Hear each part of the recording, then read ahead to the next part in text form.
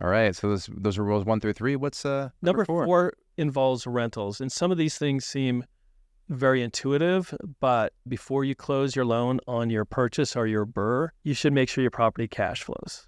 Like every month I have a rental and I'm paying $230 a month because I'm losing money on it because I didn't do my numbers before. This is like, this example is a person who he's involved in a group, in a class, and it's like, hey, let's buy rentals. It doesn't matter. Just keep buying. There's some good equity where he bought them and stuff. But every month he loses money. He can't afford to lose money.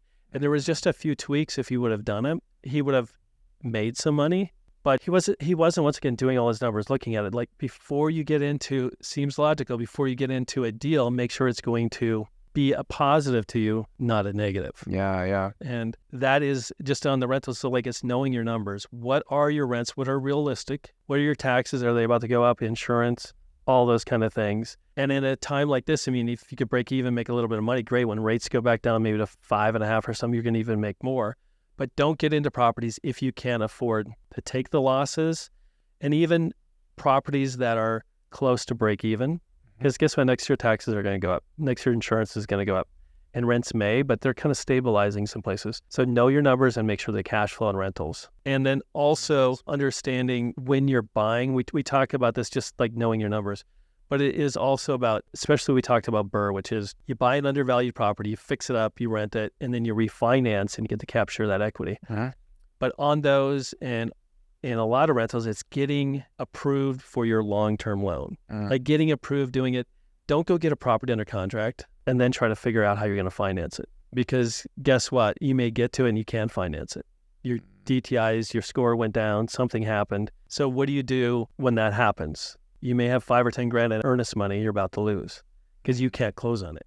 Yeah. Or you have a BRRRR where you have a fix and flip kind of loan, a bridge loan, a hard money loan on there, and now you can't refinance it, and you're getting charged 12% interest, and it's not cash flowing there, and you're losing money every month. So on rentals, make sure you're approved, or you can get approved, and nothing changes before you're out shopping for rental properties. Okay.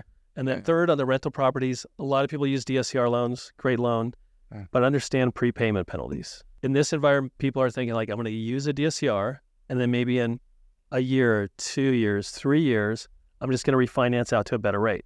Sounds smart, like you have a higher rate, I want to go to a low rate.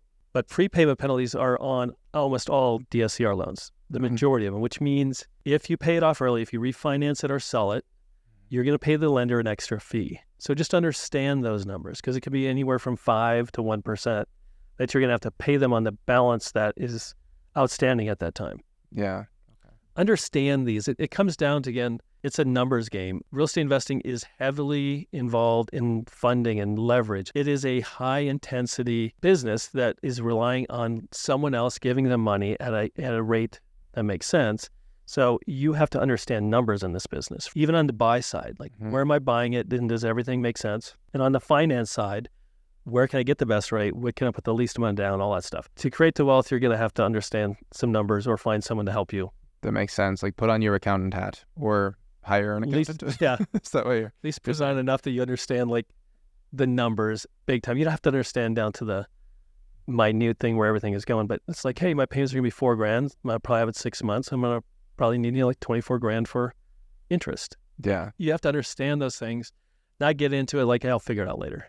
Yeah. I keep thinking about this stuff with like my, personal budget. The same principles seem to apply on a, on the individual level. It's like thinking about it later does not work because I'm like, I'm pretty good on this budget. And then I go and I look at it, my transactions, I'm like, I was not good on that budget. So it sounds like the same thing can happen with things like interest, with things like prepayment penalties, and just knowing what type of loan you're doing. Like this rule was all about rentals, knowing the specifics of what you're getting into with the rental loan that you're getting. Yeah. Okay. And your cash flow. I think most of this, especially if you're new to this, if you spent the first 60, 90 days just diving in, understanding it, then it's just like every quarter maintaining. Like if you spend the first 60, 90 days making sure your credit scores are, making sure you understand it, getting your lenders lined up. This is a highly intensive leverage game, but if you just spend the time up front, it could go a lot easier through those first 3 years of creating that wealth too. And it strikes me that if you have that in mind from the beginning and don't think of yourself as the outlier who's going to do it in a few months, right? Yep. Like if you know from the beginning 3 years, then that time frame seems totally reasonable. Like I'm going to spend 60 to 90 days just learning about this stuff and figuring it out. And then I'm going to take it slow at that point and see what I can handle. And also, and during that time, I'll have more of a feel for the numbers and everything because I did my research ahead of time. Yeah, you'll be more knowledgeable on how to buy a property, how to find lenders, contractors. It'll get a lot easier every time you do something. It should get easier every time you do something. So in 3 years, you do maybe 2 or 3 your first year, 3 to 5 the next year, and then get up to, 8 to 10 your third year because you can handle it. It's like 3 years goes by fast. COVID was 3 years ago, and it seems like it was. I know, yeah. That blows my mind. Yeah. It's like it goes quickly. So take your time, know your numbers.